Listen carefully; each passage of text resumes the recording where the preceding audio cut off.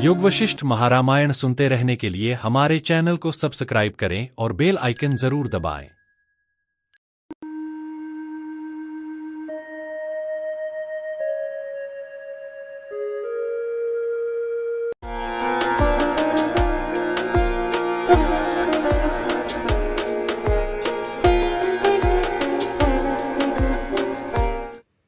योग वासिष्ठ महारामायण उपशम प्रकरण सर्ग 90। मैत्री आदि गुणों से उपेत तथा निष्कल भाव को प्राप्त दो प्रकार के चित्त नाश का विस्तार पूर्वक वर्णन। महाराज वशिष्ठ जी ने कहा, महाभाग, वीतहव्य का चित्त जब विचार से भूंजे बीज की नाई अंकुर शक्ति से रहित हो गया था और प्रतिभास से रहित नहीं हुआ था, तब उसमें मैत्री आदि गुणों का आविर्भाव हो गया। श्री राम जी ने कहा, भगवान, आत्मा और अनात्मा के विचार से महामुनि वीतहव्य के बाधित हुए अंतःकरण स्वरूप में मैत्री आदि गुण उत्पन्न हुए। आपके इस कथन का क्या अभिप्राय है? हे वाग्मियों के शिरोमणि, जब चित्त ब्रह्म में बाध हो गया तब किसमें मैत्री आदि गुण उत्पन्न होंगे और कहाँ वे प्रस्फुरित होंगे, यह आप मुझसे कहिए। तात्पर्य यह है कि उस परिस्थिति में यह शंका होती है कि क्या जिसका बाध हुआ है उसमें मैत्री आदि गुण उत्पन्न हुए, या क्या जिस अधिष्ठान में बाध हुआ है उसमें मैत्री आदि गुण उत्पन्न हुए, एवं उक्त गुण क्या चिदाभास में प्रस्फुरित होते हैं अथवा बिंबभूत चैतन्य में। इनमें से किसी भी पक्ष की उपपत्ति नहीं हो सकती, क्योंकि बाधित मृग तृष्णा नदी में या उसके अधिष्ठान मरुभूमि में शैत्य आदि गुण उत्पन्न होते नहीं देखे जाते। इसी प्रकार वहाँ उनका भाषक कोई पदार्थ भी उपलब्ध नहीं होता। महाराज वशिष्ठ जी ने कहा, भद्र, चित्त का विनाश दो प्रकार का होता है, एक स्वरूप विनाश, दूसरा अरूप विनाश।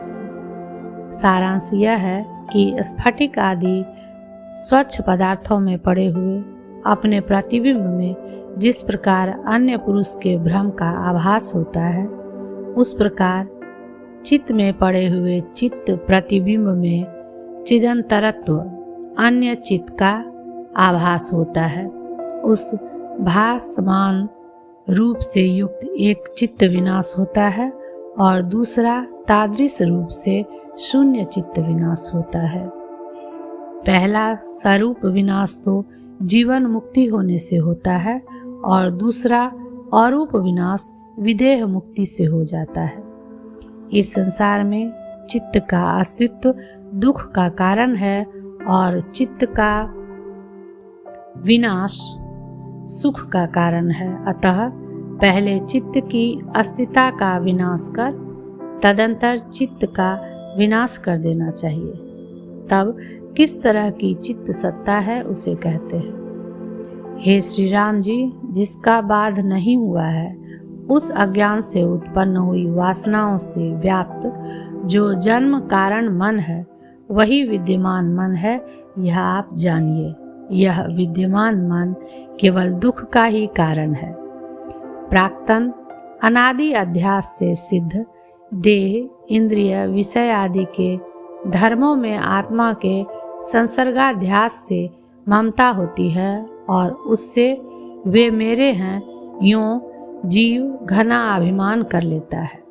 इसी एकमात्र अभिमान से जो आत्म तत्व को न पहचानने वाला दुखग्रस्त अज्ञानी चित्त है, वही जीव कहा जाता है। जब तक मन का अस्तित्व है तब तक दुख का विनाश कैसे? जब मन अस्त हो जाता है तब प्राणी का संसार भी अस्त हो जाता है।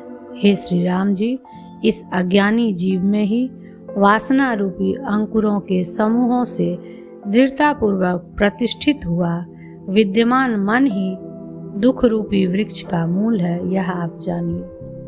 दुख रूप वृक्षों के जंगल के अंकुर उसी मन से उत्पन्न होते हैं। श्री राम जी ने कहा, ब्राह्मण, किस महात्मा का मन विनष्ट हुआ था? विनाश को प्राप्त हुए मन का स्वरूप किस प्रकार का होगा? चित्त का नाश कैसा है और नाश को प्राप्त हुए मन की व्यवहार क्षमता का क्या लक्षण है? महाराज वशिष्ठ जी ने कहा, हे प्रश्नवेत्ताओं में श्रेष्ठ रघुकुल वाहक श्री राम जी, मैंने पूर्व वाक्य से चित्त की सत्ता का स्वरूप बतलाया है। अब आप इसके विनाश का स्वरूप सुनिए। हे श्री राम जी, जैसे निश्वास वायु पर्वतराज को अपने स्वरूप से विचलित नहीं करते, वैसे ही बाह्य और आभ्यंतर सुख दुख दशाएं जिस धीर पुरुष को सम स्वभाव तथा पूर्ण आनंदयक रस स्वात्मनिष्ठा से विचलित नहीं करती, विद्वान लोग उस महात्मा के चित्त को नष्ट चित्त कहते हैं। यह 7 बित्ते का शरीर ही प्रसिद्ध मैं हूँ, यह उससे अतिरिक्त घट आदि सब मैं नहीं हूँ। इस प्रकार की तुच्छ भावना जिस पुरुष को भीतर से संकुचित नहीं करती, विद्वान उस पुरुष के चित्त को नष्ट चित्त कहते हैं। जिस नर रत्न को आपत्ति, कार्पण्य यानी दरिद्रता, उत्साह यानी पुत्रादि प्राप्ति प्रयुक्त हर्ष, मद, मंदता और महोत्सव यानी विवाह आदि विरूपता की ओर नहीं ले जाते, विद्वान लोग उसके चित्त को नष्ट चित्त कहते हैं। लक्षण की युक्ति का उपसंहार करते हैं। हे साधो, इस लोक में यही चित्त का विनाश है और इसी को नष्ट चित्त भी कहते हैं। यही जीवन मुक्त महानुभाव की चित्त नाश दशा है। हे निष्पाप श्री राम जी, मनस्ता अर्थात परमार्थ रूपता की भ्रांति से घटादि दृश्य पदार्थों का मनन करना ही मूढ़ता है। जब उसका विनाश हो जाता है, तब चित्त विनाश नामक शुद्ध सत स्वभावता का भली प्रकार उदय होता है। हे राघव, उस विशुद्ध सत स्वभावत्व रूप चित्त विनाश का जो जीवन मुक्त स्वभावात्मक है, किन्हीं लोगों ने चित्त नाम रखा है। हे पाप शून्य राम जी, जीवन मुक्त मन मैत्री आदि शुभ गुणों से संपन्न, उत्तम वासनाओं से युक्त तथा पुनर्जन्म से शून्य होता है। हे श्री राम जी, ब्रह्माकार वासना से ओतप्रोत, पुनर्जन्म से निर्मुक्त जो जीवन मुक्त मन की सत्ता है, वह सत्व नाम से व्यवहृत होती है। भद्र, व्युत्थान काल में ही प्रतिभास रूप से अनुभूत होने से मानो साकार स्वरूप को प्राप्त तथा सन्मात्र स्वभाव की प्राप्ति होने के कारण देह आदि परिच्छेद के संसर्ग से शून्य जो जीवन मुक्त का स्वरूप है, यह माननीय विषय के न रहने से उसका स्वरूप मनोनाश है। इससे सत्ता नाशस्य की दृष्टि इस प्रश्नांश का समाधान हुआ। इसलिए मैत्री आदि गुणों की भी वहाँ प्रतिभाषित रूप से उपपत्ति हो सकती है। तदंतर जिस प्रकार चंद्रमा में प्रसन्न ज्योत्सनाएं रहती है, वैसे ही जीवन मुक्त मनोविनाश में प्रसन्नता मैत्री आदि गुण सदा सब तरह से रहते हैं। संतोष रूपी शीतलता के आश्रय सत्व नामक जीवन मुक्त स्वरूप मनोनाश दशा में गुण रूपी संपत्तियां उस प्रकार प्रस्फुरित होती है, जिस प्रकार हिमालय में वसंत ऋतु में मंजरियां प्रस्फुरित होती है। दूसरे अरूप मनोनाश का दिग्दर्शन कराते हैं। हे रघुकुल भूषण, जो मैंने पहले अरूप मनोनाश कहा था, वह विदेह मुक्त का ही विषय है तथा अवयवादि विकारों से वर्जित है। श्री राम जी, परम पवित्र विदेह मुक्ति रूपी निर्मल पद में समस्त श्रेष्ठ गुणों का आश्रय भी प्रातिभाषिक मन विलीन हो जाता है।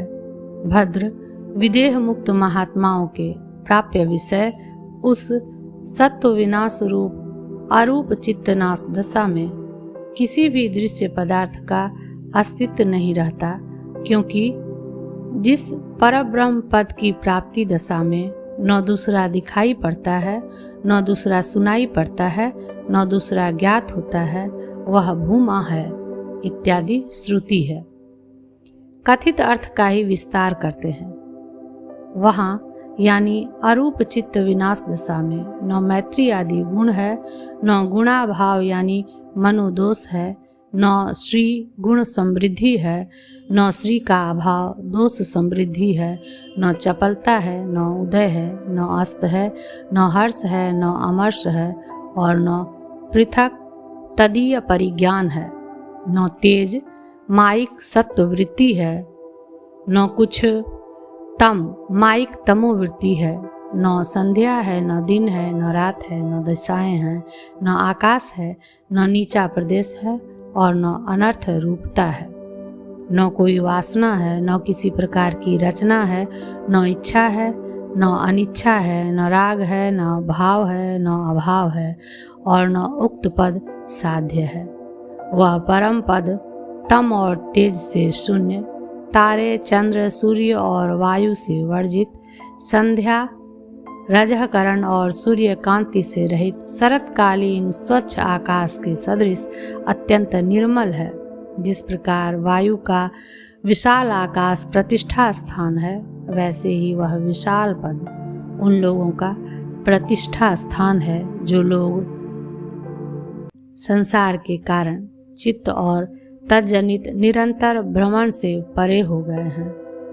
विविध दुख से निर्मुक्त स्वयं चैतन्य रूप होता हुआ ही सुप्त पुरुष की नाई उन्मेष आदि क्रियाओं से शून्य, ब्रह्मानंद से परिपूर्ण तथा रज और तम से रहित जो पद है, उस पद में वे महात्मा अपुनरावृत्ति से स्थिरता पूर्वक रहते हैं, जो प्रतिभासिक चित्तांश से भी शून्य, विदेह मुक्त अर्थात स्थूल सूक्ष्म और कारण शरीरों से रहित एवं आकाश कोश के सदृश सूक्ष्म अर्थात इंद्रिय अगम्य हो गए हैं। 90वां सर्ग समाप्त।